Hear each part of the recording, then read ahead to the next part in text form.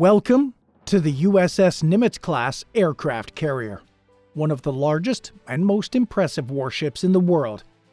This city at sea towers 20 stories above the water and stretches over 1,000 feet long. But the size of this ship is not the only thing that's awe-inspiring. When the crew is in full swing, it can launch or land a plane every 25 seconds, all in a fraction of the space available on a typical landing strip. The Nimitz-class aircraft carrier is home to over 5,000 personnel, including sailors, officers, and pilots. The crew is supported by a team of 114 cooks who work around the clock to provide the crew with fresh and nutritious meals. Life aboard an aircraft carrier is undoubtedly tough and exhausting. Sailors are responsible for a wide range of tasks, and they often work long hours in challenging conditions. Another challenge is the limited space and privacy available.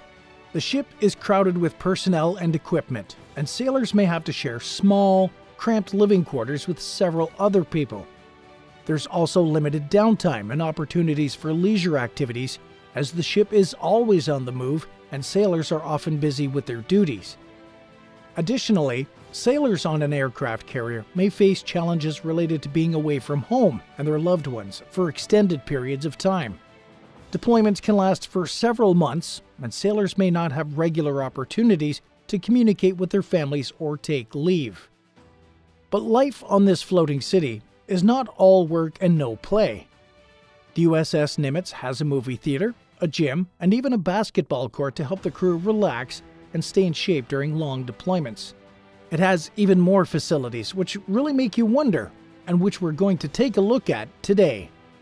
A galley that serves meals to 5,000 sailors, a grocery store, recreational areas for relaxation and leisure activities, a gym for physical fitness, a medical clinic for basic medical care. So join us as we take an exclusive look inside the USS Nimitz-class aircraft carrier and discover what it takes to keep this incredible vessel running at peak performance. At its most basic level, an aircraft carrier is simply a ship outfitted with a flight deck, a runway area for launching and landing airplanes. Carriers can move in excess of 35 knots, 40 miles an hour or 64 kilometers an hour, which gives them the ability to get anywhere in the ocean in a few weeks. Comprising nearly 1 billion distinct components, the American Nimitz-class mega aircraft carriers are some of the most intricate machines in existence. However, their core principles are quite straightforward. These vessels are engineered to perform 4 fundamental tasks: transport a variety of aircraft overseas, launch and land planes, serve as a mobile command center for military operations, house all the people who do these things.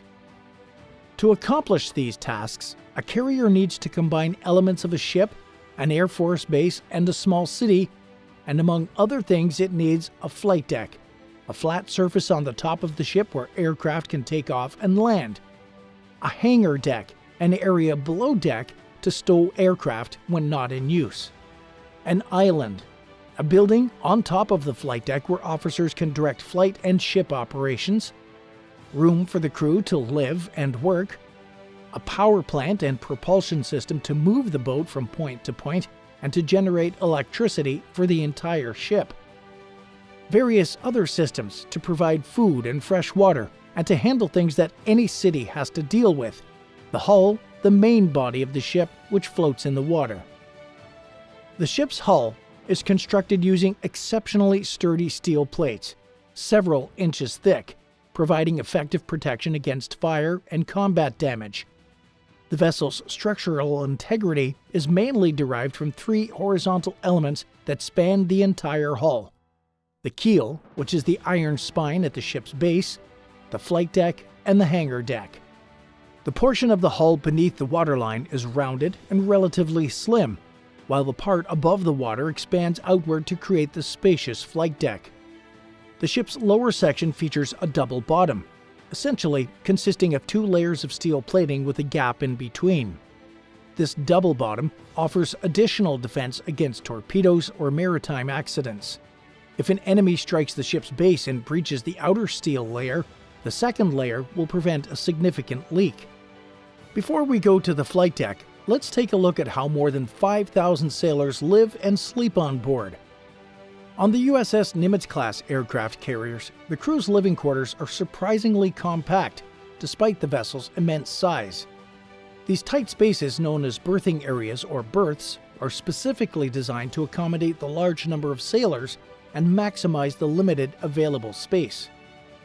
Berths are typically organized by rank, with officers and enlisted personnel assigned to separate sleeping quarters. Enlisted personnel's berths often consist of bunk beds, known as racks, stacked 3 high.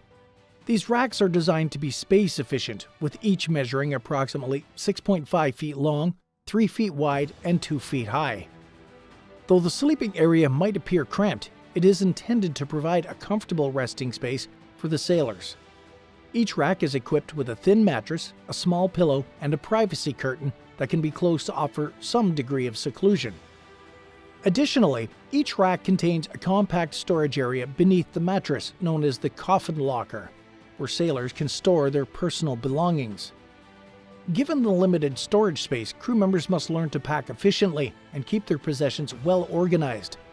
Larger shared storage spaces are also available for items such as uniforms and equipment. In the berthing areas, sailors also have access to lockers where they can store their uniforms and personal items. The lockers are often placed along the walls or in central areas, making them easily accessible. However, as space is at a premium, sailors must share these storage areas, promoting a strong sense of camaraderie and cooperation among crew members. Communal restrooms called heads and shower facilities are available for the crew members' use. These shared facilities are typically located nearby the berthing areas to maintain convenience and accessibility. Given the large number of sailors, it is essential to maintain order and cleanliness in these shared spaces, with crew members taking turns to clean and maintain them. It is crucial for the crew to maintain a sense of organization and discipline in these confined living spaces, as the close quarters can make it challenging to maintain privacy and personal space. The tight sleeping arrangements require sailors to adapt to a communal lifestyle and foster strong bonds among the crew. This camaraderie is essential for maintaining morale and cooperating during the long deployments at sea. Despite the limited space, the U.S. Navy has strict rules and regulations regarding personal relationships and intimacy on board. Fraternization, defined as any relationship that compromises the chain of command or negatively affects good order and discipline, is prohibited. This includes any romantic or sexual relationships between officers and enlisted personnel or between those in a direct chain of command. Furthermore, the Uniform Code of Military Justice, or the UCMJ, prohibits adultery, which is defined as sexual intercourse between a married individual and someone who is not their spouse. Any sailor found to be engaging in such conduct may face disciplinary action, which could include administrative actions or even a court-martial, depending on the severity of the offense. The Navy has also implemented a policy prohibiting any sexual activity in the berthing or living areas. Violating this policy may lead to disciplinary action. It's crucial for the crew to maintain professionalism and respect one another's privacy while on board the aircraft carrier. To address the need for privacy and decompression, designated spaces are available on the ship where sailors can relax and unwind during off-duty hours.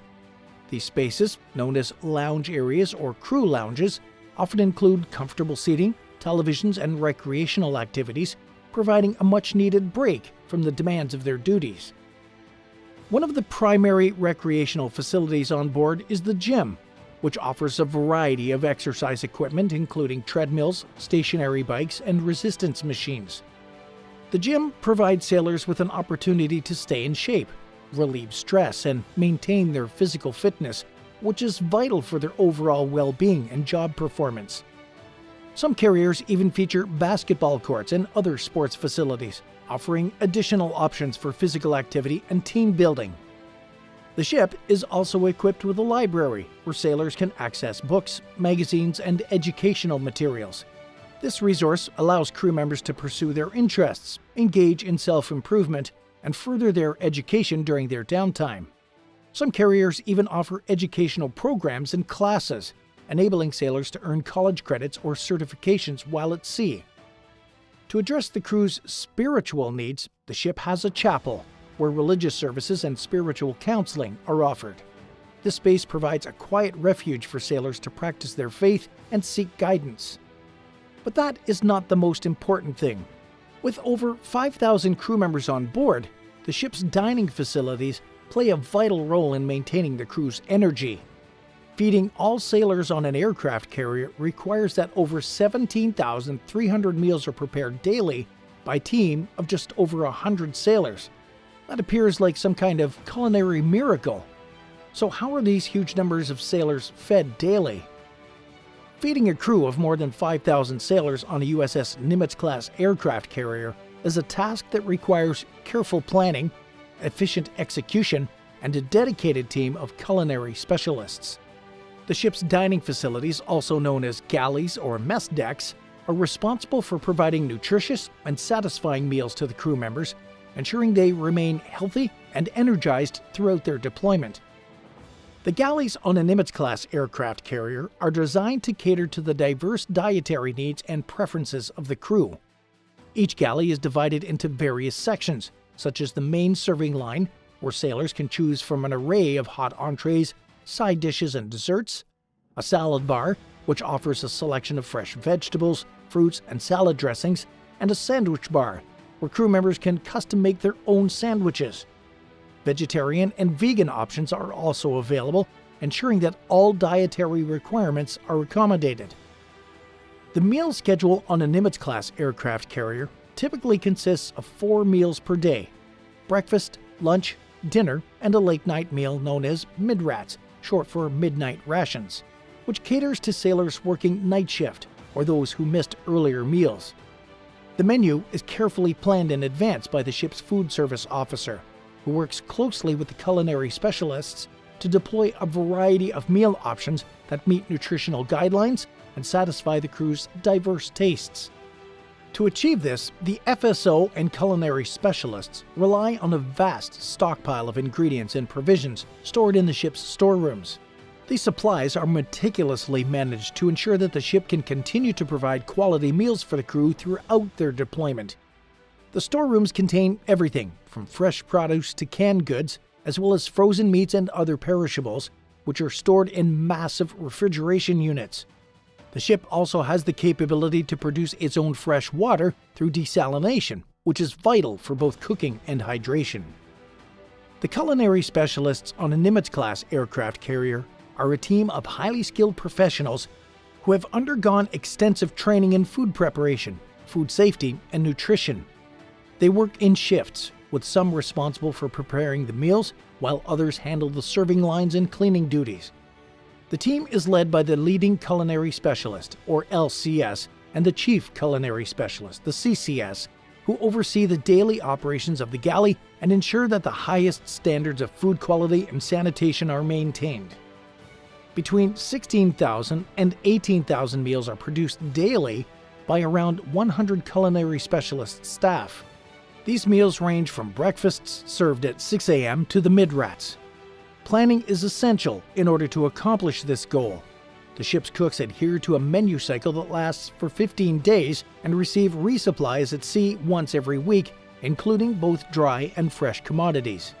The 5,000 crew aboard an aircraft carrier can consume 1,600 pounds of chicken, 160 gallons of milk, 30 cases of cereal, and 350 pounds of lettuce in a single day. Everything is produced in enormous quantities. Cooks are required to constantly prepare meals, do various activities, and undergo training to learn new responsibilities. All galleys on carriers are sufficiently supplied. After every 7 to 10 days, a supply ship will bring between 400,000 and 1 million pounds of food. The process of preparing meals for such a large crew is a complex and time-consuming endeavor. The culinary specialists typically begin their day well before the crew wakes up, preparing breakfast items such as eggs, bacon, pancakes, and oatmeal. Throughout the day, they continue to cook, bake, and prepare a wide variety of dishes for the subsequent meals, which can range from grilled chicken and steamed vegetables to pasta and stir-fried dishes. Baking fresh bread and desserts is also an integral part of their duties. Given the limited space and resources on board, the culinary specialists must be highly efficient and resourceful in their meal preparation. They often employ techniques such as batch cooking and utilizing pre-made sauces and mixes to streamline the processes and ensure that the meals are served promptly. Despite these constraints, the culinary specialists strive to create dishes that are not only nutritious, but also visually appealing and flavorful, as the quality of food plays a crucial role in maintaining the crew's morale. In addition to the main galleys, some Nimitz-class aircraft carriers also have smaller wardrooms for the officers, where a separate team of culinary specialists prepare meals specifically for the ship's officers. The wardrooms offer a more formal dining experience, with a table service and a slightly more diverse menu selection. However, the emphasis on providing nutritious and satisfying meals remains a priority in both the main galleys and the wardrooms.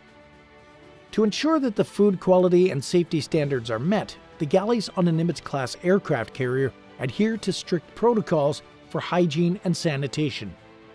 Culinary specialists are required to follow guidelines for hand washing, food storage, and preparation to minimize the risk of foodborne illnesses.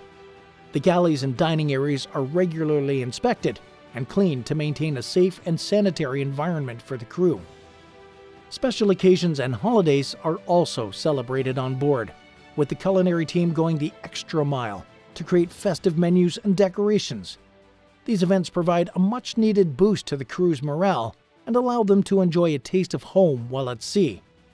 Popular events include Thanksgiving, where a traditional feast with turkey and all the trimmings is served, and the Navy's birthday, where a specially designed cake is prepared to mark the occasion. Apart from the large-scale meal preparations, the culinary specialists on a Nimitz-class aircraft carrier also cater to smaller gatherings and events, such as receptions for visiting dignitaries, promotions, and change of command ceremonies. These events often require a more refined menu and presentation, showcasing the culinary team's versatility and skill. If you think the food on an aircraft carrier is well taken care of, take a look at the supermarket on the ship. You'll be surprised how this works. A vital resource for the crew of a USS Nimitz-class aircraft carrier is the ship's store, commonly referred to as the Geedunk or the ship store. This onboard grocery store offers a variety of essential items and creature comforts to the sailors, providing them with a sense of normalcy and the ability to acquire personal items while at sea. The store averages around $10,000 per day with over 1,050 transactions. The ship's store carries a wide range of products, catering to the diverse needs of the sailors. Items available for purchase include toiletries such as shampoo, soap, toothpaste, and razors, clothing items like socks, underwear, and Navy-themed apparel, as well as recreational items like books, magazines, and electronics. Snacks, beverages, and other non-perishable items are also available, providing the sailors with an opportunity to indulge in their favorite treats and satisfy their cravings during their downtime. One of the unique aspects of the ship's store is that it operates as a non-profit entity. This means that the prices of the items sold are typically lower than what sailors would find at an onshore store, and there's no sales tax, and the objective is to cover the cost of goods and operational expenses rather than to generate profit. The revenue generated by the ship's store is used to support morale, welfare, and recreation or MWR programs on board the carrier, further contributing to the quality of life for the crew. The ship's store is managed by a team of dedicated sailors known as the ship's servicemen, or the SH, who have undergone specialized training in retail operations, inventory management, and customer service. The SH personnel are responsible for all aspects of the store's operation, from stocking shelves and managing inventory to assisting customers and processing transactions. They work closely with the supply department to ensure that the store remains well stocked and able to meet the needs of the crew. To maintain a steady supply of goods, the ship's store relies on regular replenishments from support ships, known as replenishments at sea or RAS operations. During these operations, the aircraft carrier receives essential provisions and supplies, including items for the ship's store while still underway. This complex process involves the transfer of goods from the supply ship to the carrier using a series of pulleys, cables, and cranes. The SH personnel and other crew members then work together to unload and transport the supplies to the ship's store, where they are carefully inventoried and stored. In addition to the main ship store, some Nimitz-class aircraft carriers also have smaller satellite stores or vending machines located throughout the ship. These outlets offer a more limited selection of items but provide sailors with convenient access to essential products without having to visit the main store. This is particularly helpful for those working in remote areas of the ship or during times when the main store may be closed. In the event that the ship's store runs out of stock, replenishment at sea operations are conducted to resupply essential items and maintain the availability of goods for the crew. The replenishment at sea or underway replenishment process allows fuel, ammunition, stores, and grocery items to be transferred between ships while they're still in motion.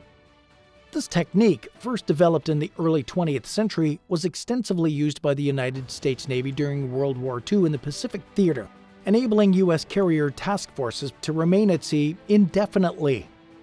Today, two primary methods of underway replenishment are utilized: vertical replenishment and alongside connected replenishment. Vertical replenishment involves transferring cargo between ships using helicopters, allowing the ships to avoid getting dangerously close to one another. However, the helicopter's capacity limits the maximum load and transfer speeds, making it unsuitable for transferring large quantities of grocery items at once. Alongside connected replenishment is the most commonly used method on modern aircraft carriers, allowing the transfer of liquids, ammunition, and break bulk goods, including grocery items. In the 1950s and 60s, the U.S. Navy developed multi-product supply ships with a ram tensioner system to keep the high-line tension during transit. This method evolved into the standard tension replenishment alongside method, or stream, which maintains a greater distance between the ships. During replenishment, the supply ship maintains a constant direction and speed, with the receiving ship approaching until they are approximately 30 yards apart. The supply ship fires a gun line, pneumatic line thrower, or shot line, which is used to pull over a messenger line and other equipment for the transfer. Larger ships can set up multiple transfer rigs, allowing for quicker transfers or the transfer of various types of supplies. Most resupply ships can handle two receivers simultaneously.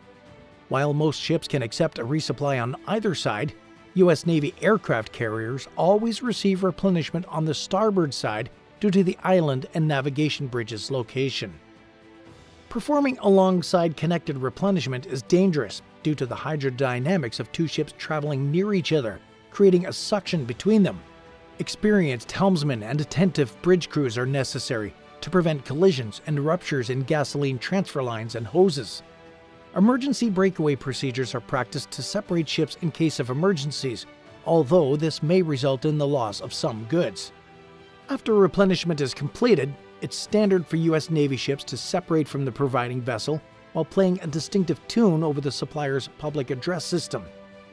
Supplies are then transferred to the hangar, where they're sorted and distributed to the respective units, ensuring sailors have everything they need at any given time. Do you think we've already discussed all the great facilities? Nope. One of the most popular amenities on board is the ship's Internet Cafe, which allows sailors to access the internet, send emails, and connect with loved ones back home. While the bandwidth is limited and the connection may be slower than what's available on shore, this service is invaluable in helping sailors maintain relationships and stay informed of events in the world beyond their ship. In terms of medical facilities, on a USS Nimitz-class aircraft carrier, the provision of medical care is of utmost importance, given the thousands of crew members living and working in close quarters for extended periods. To address the healthcare needs of the sailors, the ship is equipped with a fully functional medical facility, commonly referred to as the ship's hospital. This facility caters to various medical requirements, ranging from routine checkups to emergency care and surgical procedures. The ship's hospital is staffed by a team of highly skilled medical professionals, including doctors, nurses, and hospital corpsmen. These individuals are trained to handle a wide array of medical issues, ensuring that the crew receives appropriate care and treatment in a timely manner. In addition to their primary duties, the medical staff also conduct regular training sessions to maintain their skills and educate non-medical crew members on essential first aid and emergency procedures. The medical facility on a Nimitz-class carrier is divided into several specialized departments, each dedicated to addressing specific healthcare needs. These departments include general medicine, dentistry, optometry, radiology, laboratory services, and pharmacy. The ship's hospital is equipped with state-of-the-art diagnostic tools and medical equipment, enabling the medical staff to provide accurate diagnoses and effective treatments for various ailments. The general medicine department caters to the primary care needs of the sailors, handling routine checkups, vaccinations, and treatment for common illnesses such as colds and flu. In case of more complex health issues, the doctors can consult with specialists ashore via telemedicine, ensuring that the crew receives the best possible care. An aircraft carrier flight deck is one of the most exhilarating and dangerous work environments in the world, not to mention the loudest. The deck may look like an ordinary land runway, but it works very differently due to its smaller size. When the crew is in full swing, planes are landing and taking off at a furious rate in a limited space. One careless moment, and a fighter jet engine could suck somebody in or blast somebody off the edge of the deck into the ocean. However, despite the risks faced by the deck crew, the pilots encounter even greater challenges. The flight deck's length is insufficient for most military aircraft to execute standard landings or takeoffs, necessitating the use of specialized machinery to assist in these procedures. A significant amount of airflow must flow over an aircraft's wings to produce lift. To facilitate takeoff, carriers can generate extra airflow over the flight deck by swiftly sailing through the ocean, heading into the wind and the direction of takeoff. This air movement over the wings reduces the aircraft minimum speed required for takeoff. Getting air moving over the deck is important, but the primary takeoff assistance comes from the carrier's 4 catapults, which get the planes up to high speeds in a very short distance. Each catapult consists of 2 pistons that sit inside 2 parallel cylinders, each about as long as a football field, positioned under the deck. The pistons each have a metal lug on their tip, which protrudes through a narrow gap along the top of each cylinder. The 2 lugs extend through rubber flanges, which seal the cylinders, and through a gap in the flight deck where they attach to a small shuttle. Let's see what exactly happens on takeoff and landing. To prepare for a takeoff, the flight deck crew moves the aircraft into position at the rear of the catapult and attaches the tow bar on the aircraft nose gear or the front wheels to a slot in the shuttle. The crew positions another bar, the holdback, between the back of the wheel and the shuttle. In an F-14 and F-A-18 fighter jets, the holdback is built into the nose gear. In other aircraft, it's a separate piece. While all of this is going on, the flight crew raises the jet blast deflector, or the JBD, behind the aircraft. When the jet blast deflector, tow bar, and holdback are all in position, and all the final checks have been made, the catapult officer, known as the shooter, gets the catapults ready from the catapult control pod, a small encased control station with a transparent dome that protrudes above the flight deck. As the pilots prepare for takeoff, the final checkers approach the aircraft, using a series of hand signals to communicate with the pilot. The first checker, stationed near the nose, signals the pilot to turn off the engines and release the brakes. Meanwhile, the second checker, located near the tail, inspects the underside of the aircraft to ensure that there are no obstructions or hazards that could jeopardize the launch. Once the second checker gives the all-clear signal, the first checker signals the pilot to restart the engines and prepares for launch. As the aircraft gains speed and prepares to lift off the deck, the first checker uses hand signals to communicate with the pilot, indicating whether or not the aircraft is properly aligned for takeoff. When the aircraft is ready to go, the CAT officer opens valves to fill the catapult cylinders with high-pressure steam from the ship's reactors. This steam provides the necessary force to propel the pistons at high speed, slinging the aircraft forward to generate the necessary lift for takeoff. Initially, the pistons are locked into place, so the cylinders simply build up pressure. The catapult officer carefully monitors the pressure level so it's just right for the particular aircraft and deck conditions. If the pressure is too low, the aircraft won't get moving fast enough for takeoff, and the catapult will throw it into the ocean. If there's too much pressure, the sudden jerk could break the nose gear right off. When the cylinders are charged to the appropriate pressure level, the pilot blasts the aircraft's engines. The holdback keeps the aircraft on the shuttle while the engines generate considerable thrust. The catapult officer releases the pistons, the force causes the holdbacks to release, and the steam pressure slams the shuttle and aircraft forward. At the end of the catapult, the tow bar pops out of the shuttle, releasing the aircraft. This totally steam-driven system can rocket a 45,000-pound aircraft from 0 to 165 miles per hour in just 2 seconds. If everything goes well, the speeding aircraft has generated enough lift to take off. If not, the pilot activates their ejector seats to escape the aircraft before going hurtling into the ocean ahead of the ship. This hardly ever happens, but the risk is always there. Taking off is extremely difficult, but the real trick is coming back in. Landing on the flight deck is one of the most difficult things a Navy pilot will ever do. The flight deck only has about 500 feet of runway space for landing aircraft, which isn't nearly enough for the heavy high-speed jets on U.S. carriers. To land on the flight deck, each aircraft needs a tail hook, which is exactly what it sounds like, an extended hook attached to the aircraft's tail. The pilot's goal is to snag the tailhook on one of the 4 arresting wires, sturdy cables woven from high tensile steel wire. The arresting wires are stretched across the deck and are attached on both ends to hydraulic cylinders below deck. If the tailhook snags an arresting wire, it pulls the wire out, and the hydraulic cylinder system absorbs the energy to bring the aircraft to a stop. The arresting wire system can stop a 54,000-pound aircraft traveling at 150 miles per hour in only 2 seconds in a 315-foot landing area. There are 4 parallel arresting wires, spaced about 50 feet apart, to expand the target area for the pilot. Pilots are aiming for the 3rd wire, as it's the safest and most effective target. They never shoot for the 1st wire because it's dangerously close to the edge of the deck. If they come in too low on the 1st wire, they could easily crash into the stern of the ship. It's acceptable to snag the 2nd or 4th wire, but for a pilot to move up through the ranks, he or she has to be able to catch the 3rd wire consistently. To pull off this incredible trick, the pilot needs to approach the deck at exactly the right angle. The landing procedure starts when the various returning aircraft stack up in a huge oval flying pattern near the carrier.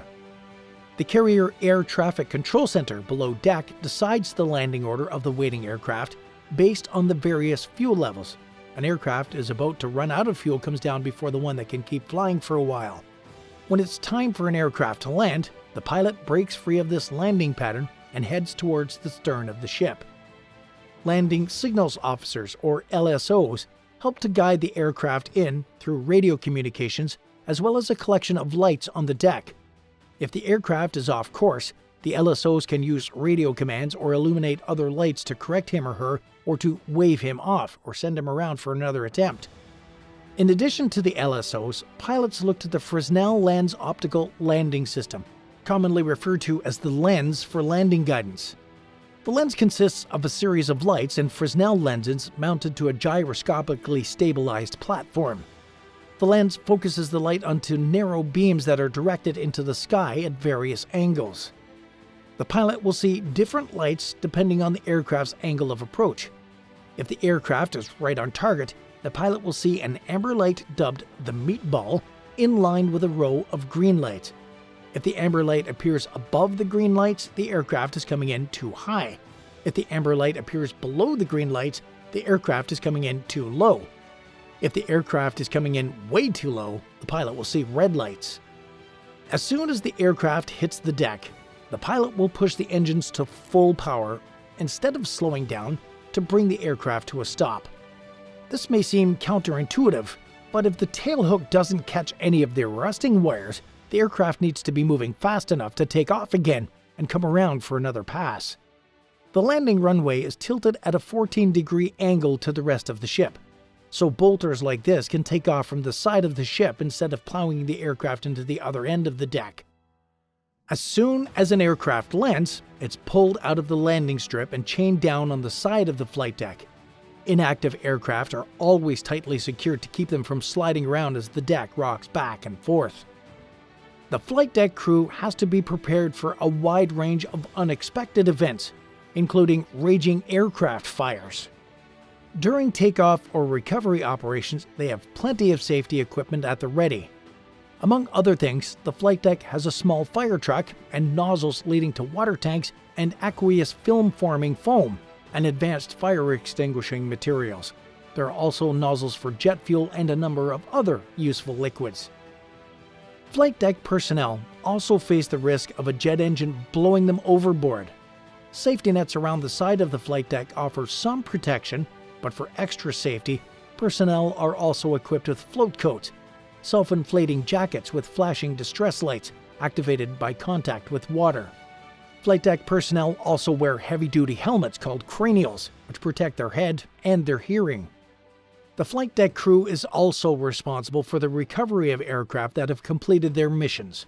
This involves catching the aircraft as they land on the deck, using a system of cables and hooks to slow them down and bring them to a stop. This is known as an arrested landing, and it's one of the most challenging maneuvers that a pilot can perform. It requires incredible skill and precision, as the pilot must land the aircraft in just the right spot on the deck and at just the right speed to ensure a safe landing. Once the aircraft is safely on the deck, the flight crew goes to work once again. They'll secure the aircraft to the deck, refuel it, and perform any necessary maintenance or repairs. Then, the process starts all over again, as the crew prepares the aircraft for its next mission. And that's not all. In the middle of the flight deck, on an aircraft carrier, there is the tiniest space that will amaze you. The bubble, where hugely important work is done with the most exciting view. The capability of these ships to take off and land jets in such a small space is incredible. While helmet-clad sailors swarm about the flight deck wearing earplugs to soften the deafening noise, certain officers have a sweet view of all the action while sitting in one of the smallest rooms on an aircraft carrier. This is called the bubble. The Integrated Catapult Control System, also known as the bubble, is a station found on aircraft carriers' flight decks. The Integrated Catapult Control Station, or ICCS, is used on modern aircraft carriers in the United States Navy. The station makes it possible to launch aircraft with enhanced safety and increased efficiency. It serves as the nerve center of the catapult control system, which eradicates the need for several remote stations and intercommunications necessary for each airplane takeoff. Because even a minor mistake or breakdown in communication can result in an accident, the Navy officer who's in the bubble has a significant amount of responsibility. The sailor in the bubble does safety checks before the launch, and once he's within the bubble, he checks the winds, makes sure the path is clear, and keeps an eye on the board that's in front of him. If he notices something that could put them in danger, a button that pauses the launch will light up. Just before takeoff, he looks in the pilot's direction. If the pilot moves his head or switches his lights off when taking off at night, the takeoff will be delayed. The primary portion of the ICCS controls is dispersed between the ICCS on the deck and the central charging panel below the deck. Controlling the operation of two neighboring catapults is the responsibility of the ICCS, which houses both the catapult officer control console and the monitor control console. The ICCS is connected to the remote control panels for each catapult by sound-powered phones and a set of indicator lights. In the event of a crisis, the tasks of the ICCS can be moved to the emergency deck edge control panel or the central charging panel, and the catapult officer can take charge of directing operations on deck. To direct the activities of the catapult officer control console, the monitor control console, and the central charging panel is utilized in conjunction with one another. For convenience in using it, The control console has a wraparound design. On the side of the console that is closer to the commanded catapult, separate control panels for each of the two catapults controlled by the console are positioned. The operating panels contain status lights, light switch units for the different phases of catapult operation, the nose gear launch switch, the manual aircraft data input system readouts and array switches, and the capacity selector valve position console. These components allow the operator to guide the catapult through a normal launching cycle. It's not necessary to use the bubble to launch a catapult. The Nimitz-class carriers are also outfitted with the old remote stations that are used to operate the catapults on older carriers. Therefore, if the bubble is not utilized to launch an aircraft, the process is assisted by these 3 remote stations. Aboard a USS Nimitz-class aircraft carrier, various traditions help foster a sense of camaraderie, boost morale, and provide moments of levity during long deployments. These activities enable sailors to bond and create lasting memories, despite the demanding nature of their jobs. Some of these cherished traditions on the ships include swim call, fishing, and the boot shoot. Swim call is a highly anticipated event that allows sailors to take a break from their regular duties and enjoy some rec time in the open ocean. It typically occurs when the ship is in calm, clear waters and the weather conditions are favorable. During a swim call, the ship comes to a complete stop and the crew is given permission to jump off the side of the carrier and swim in the surrounding waters. This experience is a rare opportunity for sailors to relax, unwind, and briefly escape the confined spaces of the ship. Safety is a top priority during swim call events. Before anyone is allowed into the water, the area is thoroughly checked for potential hazards, such as dangerous marine life or debris. Once the area is deemed safe, a designated swimming zone is established, and multiple lifeguards are stationed to watch over the swimmers. Additionally, small boats known as safety boats are deployed to patrol the perimeter, ensuring that no one strays too far from the ship and providing assistance if needed. Another popular tradition on the ship is fishing. When the carrier is anchored or in a designated fishing area, sailors have the chance to cast their lines and try their luck at catching some fish from the ocean. This leisure activity not only offers a break from the daily grind, but also provides a unique opportunity for sailors to connect with nature and enjoy the thrill of catching their own dinner. The fish caught during these sessions can be cleaned and prepared by the ship's culinary team, offering a welcome change to the regular menu for crew members. The boot shoot is a symbolic tradition that marks the end of a sailor's deployment on a USS Nimitz-class aircraft carrier. Upon completing their tour of duty and before leaving the ship, sailors can choose to participate in this ritual, which involves throwing a pair of worn-out boots off the flight deck and into the ocean. This act signifies the end of a chapter in their lives and serves as a farewell to the ship and their fellow crew members. It's a bittersweet moment as the sailors reflect on their time spent on the carrier, their friendships forged, and the challenges they've overcome. These traditions play a crucial role in maintaining a positive atmosphere on a Nimitz-class aircraft carrier, as they offer opportunities for the crew to bond, relax, and create lasting memories. As the sun sets on another day of service, the sailors of the U.S. Navy stand ready to meet whatever challenges come their way. From the flight decks of aircraft carriers to the submarines prowling the depths of the ocean, they serve their country with honor and distinction. Through their hard work and dedication, they protect the freedoms we hold dear and keep our nation safe. We are proud to tell their story and to honor their service. Thank you to the brave men and women of the U.S. Navy.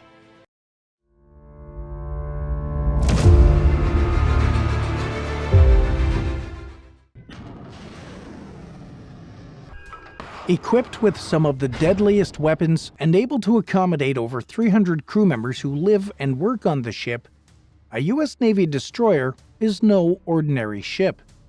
It is a symbol of maritime supremacy, the fortress of power, and a force to be reckoned with.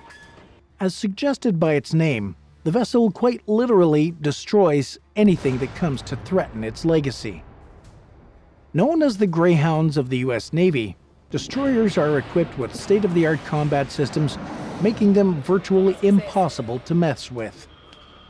But given its unimaginable power, do you ever wonder what's life like for the courageous crew members who call these mighty vessels their home? Do they ever let their guard down? Imagine waking up each day to the fury of the sea, knowing that at any moment an enemy ship might appear on the horizon with all guns blazing. Now, before we even discover different aspects of life aboard a U.S. Navy destroyer, it's crucial to start from the basics. What is a destroyer and what role does it play for the U.S. Navy? Destroyers are one of the most integral parts of the U.S. Navy fleet. A destroyer is a fast, maneuverable, and heavily armored warship. It possesses multi-mission offensive and defensive capabilities. Destroyers can either operate independently or as part of carrier strike groups, surface action groups, amphibious ready groups, and underway replenishment groups. At the moment, the U.S. Navy has 72 destroyers in its possession. Note that the Arleigh Burke and Zumwalt class destroyers specifically are equipped with state-of-the-art systems.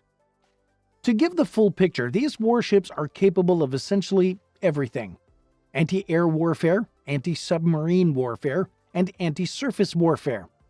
To complement this, every modern destroyer's armament consists of surface-to-air missiles, anti-submarine torpedoes, anti-ship missiles, and one or two main guns of about 100 or 130 millimeters, 4 or 5 inches in caliber. With advanced sensors, weaponry, and communication systems at their disposal, destroyers stand poised to detect and neutralize threats in various forms, ranging from hostile vessels and submarines to aircraft and missiles. This capacity for multi-domain warfare enables them to enforce maritime law, ensure safe navigation, and swiftly respond to emergent challenges. Their primary duty is to serve as a quick action force, capable of executing a spectrum of weaponry attacks to respond to potential enemy threats. The mere presence of these U.S. Navy destroyers can act as a deterrent to potential adversaries. Simply knowing that a powerful naval force is operating in a region is enough to discourage hostile actions and help maintain stability. They can patrol and operate in international waters, asserting a nation's interests and demonstrating its capabilities. Also, destroyers are routinely deployed to escort the larger vessels in the U.S. Navy fleet, such as aircraft carriers. These destroyers can actually be pictured as bodyguards in this scenario. Now, in order to carry out such crucial mission objectives effectively and to play the role of defending the U.S. Navy fleet, destroyers are built for the job. Range and speed are the major drives behind the overall engineering concept, because these vessels obviously need to swiftly navigate through the seas. They are powered by a number of turbines, pushing the heavily armored ships to speeds of up to 45 kilometers per hour. This naval powerhouse covers the distance of a football field in a mere 1.5 seconds, which would leave us mere mortals struggling to catch our breath just at the thought of it. These colossal vessels are 500 feet to 600 feet long, depending on unique models of different types of destroyers.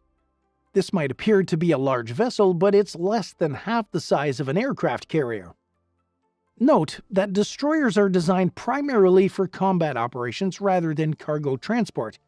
Therefore, they don't have an outstanding displacement, your weight-carrying capacity. For instance, Zumwalt-class destroyers have a displacement of 15,656 long tons, which is roughly the equivalent to the weight of around 6,000 average cars. Definitely not bad.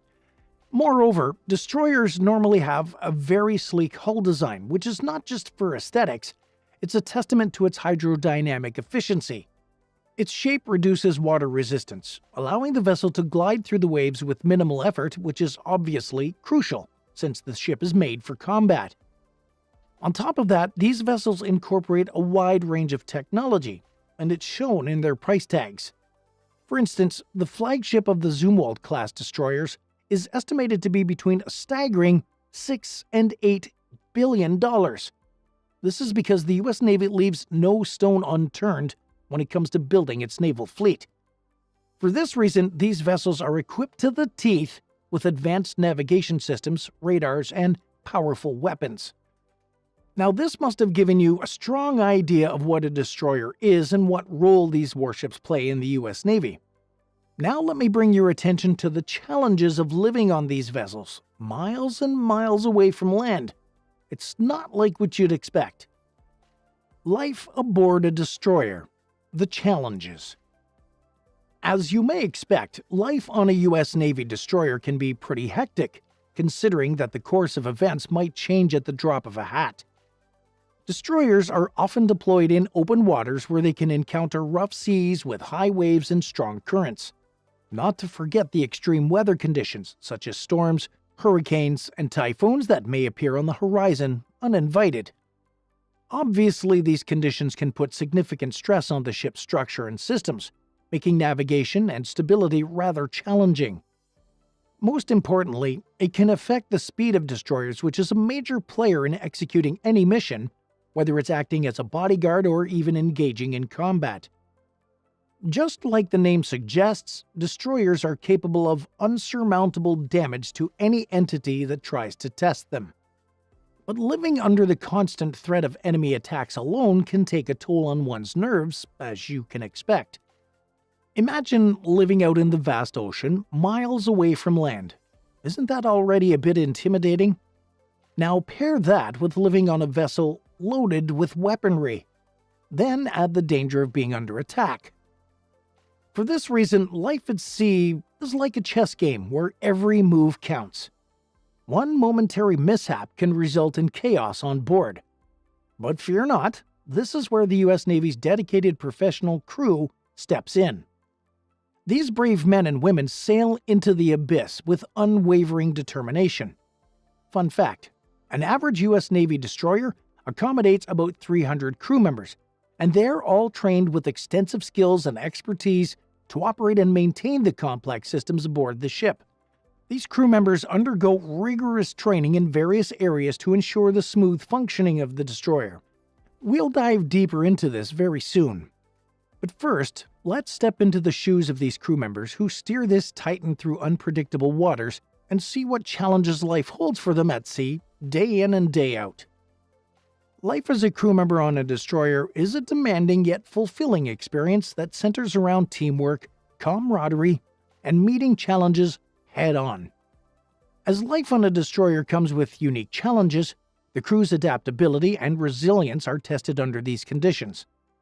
The operational tempo can shift rapidly from routine tasks to high-alert situations, requiring crew members to transition seamlessly and make split-second decisions. Crew members have distinct responsibilities based on their roles, which range from operating advanced systems to maintaining critical equipment. Close collaboration among these roles is essential for the ship's smooth functioning, especially during combat situations and emergencies. On a normal day, they participate in rigorous training drills, covering combat scenarios, damage control, and emergency response. As you might expect, continuous training is the cornerstone of life on a destroyer. These drills ensure they're well prepared for real-world situations. Crew members regularly engage in drills and simulations to hone their skills in combat scenarios, damage control, and emergency response. At this point, you must be wondering what life is like for the crew members aside from their professional capacity. Do they go to their rooms while not on duty? Well, to your surprise, crew members on a destroyer don't have their separate personal spaces. Instead, they live in compact living quarters called berthing areas, sharing bunks in tight spaces. For good reasons, living quarters and recreational spaces are not the main priority in the design and construction of destroyer ships. Crew cabins don't come with many facilities. They consist of bunk beds usually accommodating over 20 people in one room, who have limited access to other facilities such as shower spaces and toilets. Sharing one toilet with 10 other people itself is a challenge.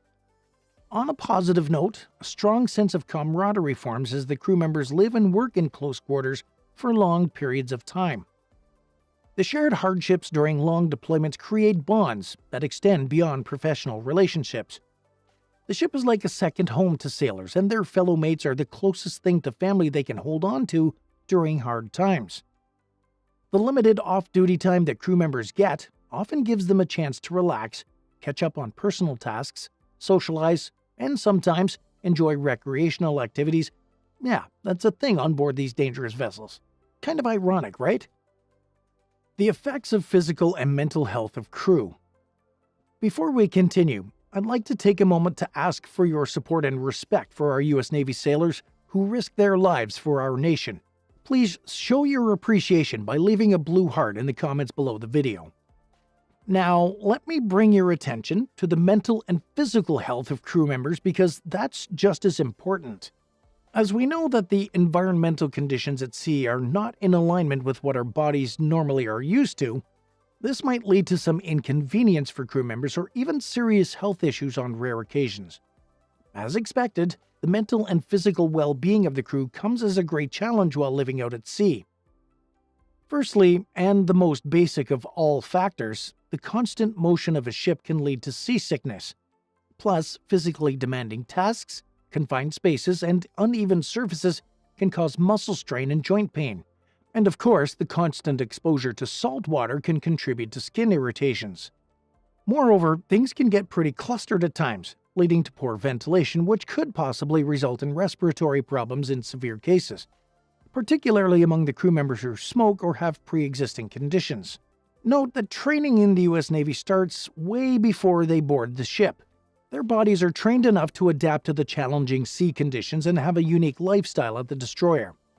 Regular physical drills and exercises not just keep their bodies fit, but also build strength and stamina in them to deal with any emergency. Modern destroyers accommodate the facility of a gym also. Along with that, there are medical experts on board, along with various medical supplies to treat any patient on board. Apart from the ranging physical health challenges, the sea can take a toll on the mental and psychological health of the crew as well. Participating in intense missions, including combat and humanitarian efforts, can expose crew members to emotional stressors. On top of this, being in high-risk situations can lead to post-traumatic stress symptoms and emotional strain when things get rough. Another factor is extended deployment, which often means separation from families for prolonged periods. The absence from important life events and the challenges of maintaining long-distance relationships can also contribute to emotional distress among crew members. Taking all of this into account, it's worth highlighting that the U.S. Navy has recognized the importance of mental health and provides access to counseling service and mental health professionals. Moreover, naval leadership promotes a culture of open communication, encouraging crew members to discuss their mental health concerns without fear of stigma. They're provided with a strong support system, which goes to show that the U.S. Navy is well aware of these concerns and goes the extra mile to make sure that every U.S. Navy personnel's health remains a top priority. Speaking of which, let us know in the comments below, how can morale and mental well-being be maintained for crew members on board U.S. Navy destroyers? We would love your valuable insight, and we're sure you'll come up with some excellent suggestions. Rigorous training and protocols. Moving on, it goes without saying that the fate of a warship pretty much lies in the hands of its sailors. Be it a deadly storm or an enemy attack, the U.S. Navy prepares its crew members for the worst-case scenario. As the saying goes, practice makes perfect. Rest assured, the U.S. Navy crew lives by this principle. Therefore, on a normal day, the crew participates in various drills and performs a number of other exercises, including weapons training, using advanced weapon systems on destroyers, firefighting drills, and damage control procedures. Let's have a look at some of the drills, procedures, and protocols that the U.S. Navy crew is trained to carry out under any given circumstances. The most basic protocol that each crew member is assigned to carry out is watch duty. Watch duty is an integral part of maintaining the ship's operations and safety. Every member of the crew is assigned to different watch rotations to ensure continuous coverage throughout the day and night. Watch duty involves monitoring specific areas, systems, or functions of the ship, and being prepared to respond to any situation that may arise during their designated shift. For instance, in Combat Information Center watches, Crew members monitor radar and sensor data to detect and track potential threats such as enemy ships, submarines, or aircraft. It's common sense why this is so important. Next, to prepare crew members for any emergency related to unexpected outbursts of fire, fire drills are conducted twice a month or as much as practicable, depending on the situation. This is also when emergency fire pumps are tested to make sure teams can combat the fire either on deck or in the engine room. Moreover, crew members go through extensive combat system training, where they learn how to operate and maintain advanced combat systems, including missile launchers, radar systems, sonar equipment, and communication systems. However, not every crew member needs to be an expert at these advanced machines, but they must have the basic knowledge so that if the need arises, they can operate different systems of the destroyer. A quick point that's rather interesting.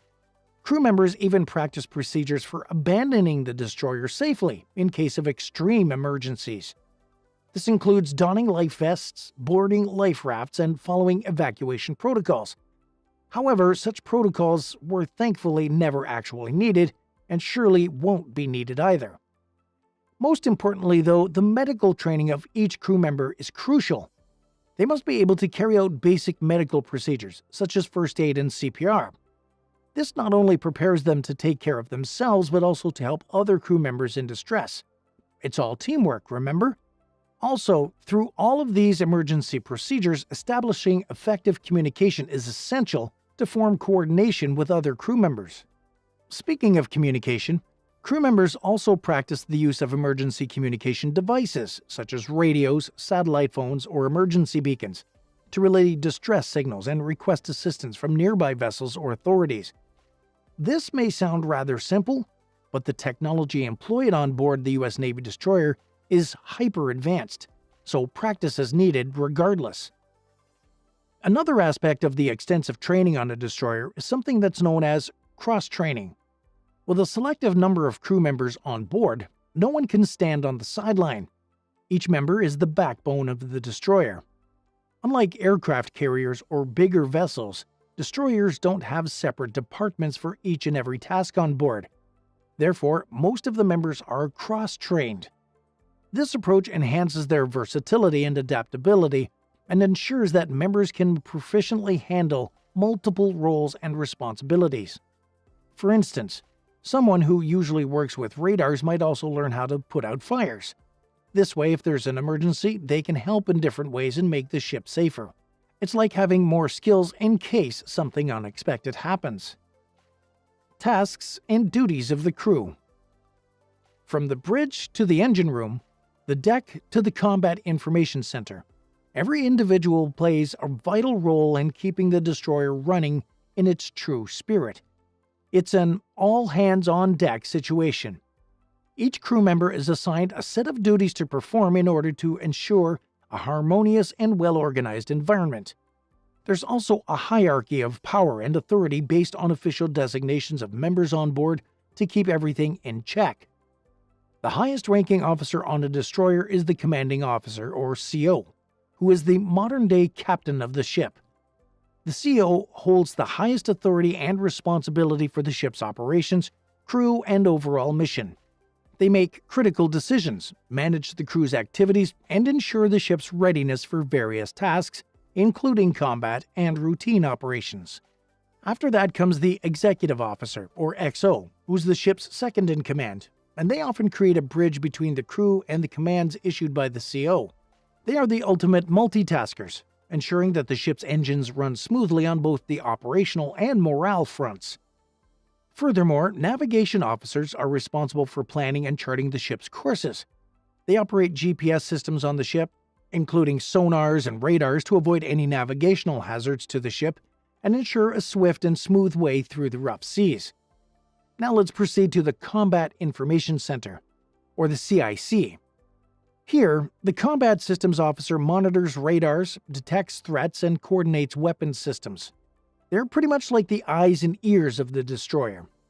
Meanwhile, the engineering department of a destroyer is filled with technicians and mechanics.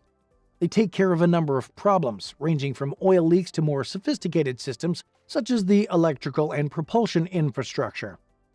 As you can imagine, these systems are vast, and it's no easy job figuring out what's wrong when things go south. This simply proves how well trained the crew on board of a destroyer is. Heading up to the deck, we meet the deck crew with ropes and rigging as their toolkit. Even though the flight deck of a US Navy destroyer is very different from what we see on a US Navy aircraft carrier, it certainly doesn't mean that there's any less to worry about. The deck crew is actively ensuring the safe arrivals and departures of aircraft, mostly helicopters, plus they've got an amazing view of their surroundings which could play in their favor when a threat is around. And what about refueling? Not the aircraft, the crew members. They need to refuel also, right? Well, in the mess hall, culinary specialists whip up meals that boost crew morale and energy. But it's not just cooking, it's about creating a sense of home for everyone on board. Crew members eat 3 main meals per day: breakfast, lunch, and dinner. Plus, note that there's a 4th meal for the night watch standards at around about midnight. All in all, remember that the duties of the crew members are not limited to what we've covered.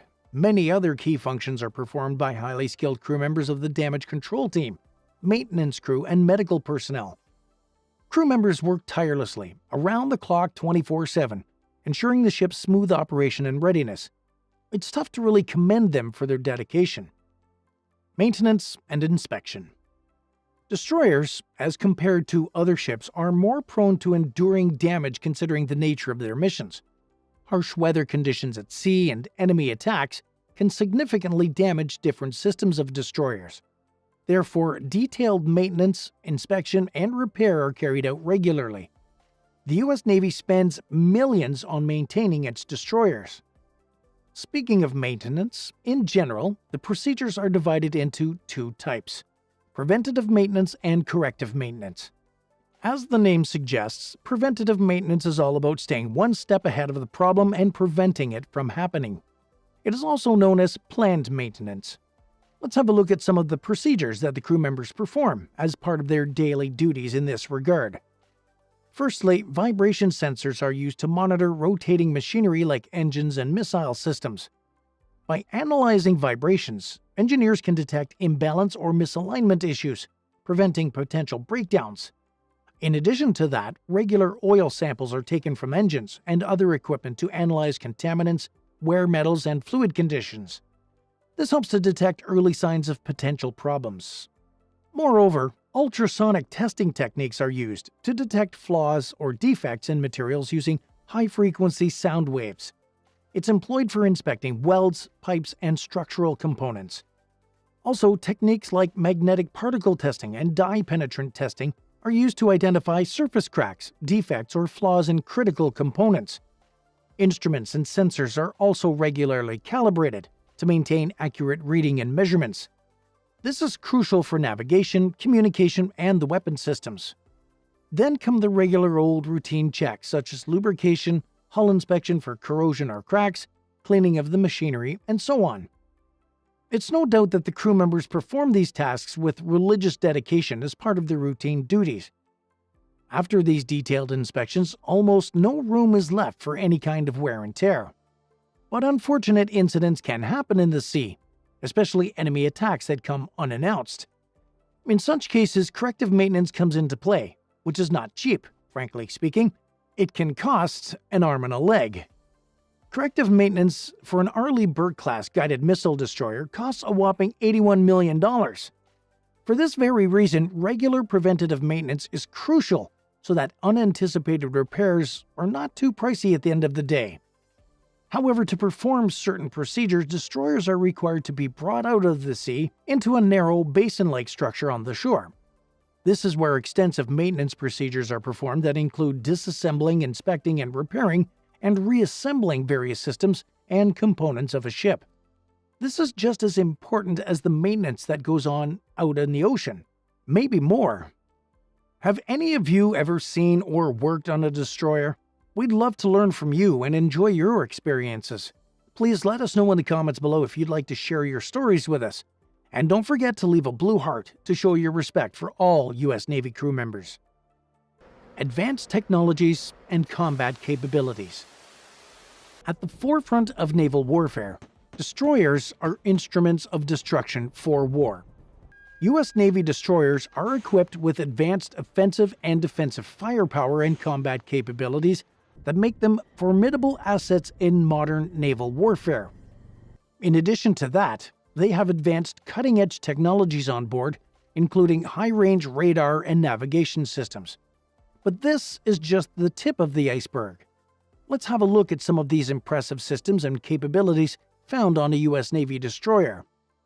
Kicking things off, the U.S. Navy has heavily invested in the Zumwalt-class destroyer, which is a stealth ship equipped with stealth technology, specifically designed to avoid reflecting radar waves back in the direction they came from and making itself virtually undetectable. This simply helps the ship to hide from enemies. It's undoubtedly no less than a magic trick. These ships also use integrated electric propulsion. Some of the advantages of using this technology are freedom of placement of the engine, less noisy ships, reductions in weight and volume, and the list goes on. Note that the system uses electric transmission instead of mechanical transmission, which eliminates the need for clutches and reduces or eliminates the use of gearboxes. And, well, none of those mechanical noises, too. Now let's look into the advanced radar systems on board these ships that can detect anything along the lines of an enemy aircraft, a surface vessel, or even underwater objects such as submarines. As an example, the AN Spy-6 radar system is a true marvel. Its enhanced detection capability allows sailors to find and track enemy missiles and fighter jets. It's also called a next-generation radar system because of its long-range ballistic missile defense and air defense. Next, the AN/SQS-53C sonar system is your submarine detector, listening for underwater sounds and helping track those hidden undersea threats. It has an unimaginable range of 18 to 64 kilometers. This system can essentially detect and avoid all sorts of enemy submarines, floating, tethered, or bottom-attacked mines, and also torpedoes. Now that we know how enemy vessels and potential attacks are detected with cutting-edge radar and sonar systems, let's take a look at the powerful weapons that are used in response to these threats. It's absolutely no surprise that U.S. Navy destroyers are loaded with the latest cutting-edge weapon systems. That's what they're made for. So, almost all U.S. Navy destroyers are equipped with Phalanx close-in weapon systems, which is a point defense weapon system for detecting and destroying short-range incoming missiles and enemy aircraft. It's an automated, rapid-fire, computer-controlled gun, typically mounted on top of the vessel. The CIWS is so good, it can shoot incoming 155mm artillery shells, rockets, and even mortars out of the sky. U.S. destroyers also have advanced ballistic missile defense systems, like Standard Missile-3. This system includes special radars and sensors that can actively scan the sky and see simultaneously to find any dangerous missiles coming toward the ship. To put things into perspective, a destroyer could launch its own missiles to shoot up and hit an incoming missile before it even comes close. It's like shooting a bullet to hit another bullet in the sky. Sounds interesting. Another example of a powerful defense system is the Aegis Combat System, which is the sea-based component of the Ballistic Missile Defense System. This system is integrated into certain U.S. Navy Ticonderoga-class cruisers and Arleigh Burke-class guided missile destroyers. It can detect, track, and engage multiple targets simultaneously. It's basically capable of defending against air, surface, and subsurface threats. In other words, nothing can easily make it through and attack a U.S. Navy destroyer. Interestingly, though, one crucial firepower of U.S. destroyers is their ability to launch surface-to-air long-range missiles. These missiles are launched through computerized systems which are capable of deadly precision. For instance, U.S. destroyers can carry Tomahawk land attack cruise missiles, which have a super long range and are capable of precision strikes against targets on land or at sea. It can strike targets 1,600 kilometers away. Plus, its sophisticated guidance system allows it to switch targets in real time while in flight. But we haven't even discussed one of the most destructive weapon systems of them all, the anti-submarine torpedoes. These are used to detect and engage both submarines and surface vessels. Torpedo tubes are usually stored on or below the deck of the destroyer, and they are usually the most destructive, capable of dismantling a whole enemy attack. For context, torpedoes can cause unrecoverable damage to the armored hull of enemy ships. They can even pierce through a submarine. Life in a combat zone. Since we have already discussed the sophisticated weapon system, you must be wondering what it's actually like when a warship goes into battle, laced with this hefty count of dangerous weaponry. Well, it's pretty much like a real-life action movie, to say the least. Life on a destroyer during combat is a highly orchestrated and intense experience, characterized by precise procedures, unwavering teamwork, and the constant readiness to respond to threats. Not to forget that a single strike from the enemy can be so lethal that it might destroy the ship itself or put hundreds of lives on board at risk. Let's have a glimpse into what life on a destroyer looks like during combat. It all starts with an alarm blaring throughout the ship. When an enemy attack is imminent, the ship goes on high alert known as battle stations. The crew members rush to their designated stations based on their roles. This can include manning weapon systems, operating radar and communication equipment, or taking up damage control positions. When it gets to this point, the Combat Information Center is the nerve center of the ship. The CIC monitors radar, sonar, and communication data to track and assess threats. CIC personnel coordinate responses, provide real-time information to commanding officers, and guide the ship's actions, all of which combine to ensure the smooth execution of both offensive and defensive measures. Radar and sonar operators work hand in hand to closely track potential threats, including enemy vessels, aircraft, and missiles. Their rapid identification and tracking are essential for preparing countermeasures because every second counts.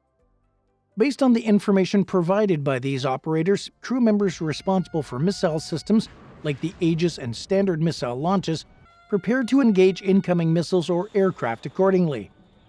They also coordinate with radar and fire control systems to ensure accurate targeting. Close-in weapon systems operators, or CIWS operators, stand ready to engage close-range threats, like anti-ship missiles or even enemy aircraft. The CIWS acts as a final line of defense against incoming targets. When all else fails, the CIWS jumps into action.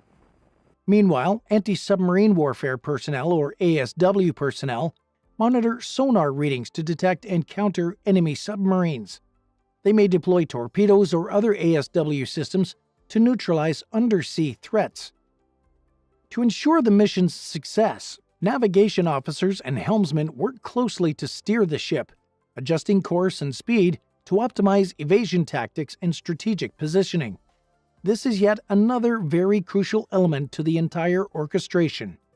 Amidst all this chaos, damage control teams are set ready to respond to any hits the ship might take before all hell breaks loose. They work to contain fires, control flooding, and stabilize the ship's condition to ensure its continued operation. On a lighter note, throughout the process, effective leadership and communication are very crucial. The commanding officers make decisions based on input from various sources, ensuring coordinated responses to evolving threats. Plus, crew members maintain a heightened sense of situational awareness, continually assessing the battlefield and adapting their actions accordingly. Medical personnel are on standby to provide immediate care to injured crew members. Combat injuries can range from minor to severe, necessitating swift medical attention. But after the combat situation ends, everything transitions to a stand-down order, and post-combat procedures are followed, including excessive damage assessment, repair and maintenance, inspection of weapon systems, and other critical components that need attention. The future of destroyers and naval warfare. It's worth highlighting that the pursuit of power doesn't just stop for these destroyers. The ultimate goal is to hold all the aces, and the U.S. Navy doesn't bluff its way to the power. With the advancement in technology, the power dynamics at sea are shifting at a rapid rate. the number of ships or manpower is no longer adequate to gauge the combat capabilities of any navy, so to say. In this age, victory hinges on both physical might and technological mastery. The advancements of robotics and artificial intelligence has paved the way for a new era in warfare. AI-driven systems can enhance decision-making, predict equipment failures in advance, optimize maintenance schedules, and aid in data analysis to improve overall operational efficiency. Moreover, increasing automation technologies and the integration of robotics can streamline shipboard operations, reduce manpower requirements, and enhance the ship's ability to perform various tasks with precision. Plus, it significantly reduces the risk of endangering human life, which is arguably the most important. And not just that. Future U.S. Navy surface ships will be operating new generations of highly sensitive, long-range, high-energy density radar systems, 35 times more precise than existing systems. Another cutting-edge technology in this regard is the electromagnetic warfare system. This new and advanced system can disrupt and disable enemy communication and sensor infrastructures, providing a strategic advantage in electronic warfare environments. Let's not forget about virtual reality, though. With the help of this technology, all the U.S. Navy crew members can be trained to use highly sophisticated weapons without actually operating them for learning purposes. This not just cuts the cost of extensive training programs, but also prepares crew members to deal with complex scenarios during rough seas or war times, something that's tough to replicate in real life. The ultimate goal of integrating these advanced technologies is not to merely increase the efficiency of U.S. Navy destroyers, but to also make the life on board as risk-free as possible. Referring back to our earlier question, have you ever seen or worked on a destroyer? We're genuinely interested in hearing about your experiences. Please share your stories in the comments below. And as a gesture of respect for all U.S. Navy crew members, don't forget to leave a blue heart. Your insights and support can truly add depth to our community. Thank you so much. Ultimately, to sum things up, we must acknowledge that from the deafening roar of engines to the silent vigilance beneath the stars, every moment aboard these vessels is a testament to human perseverance and unwavering dedication.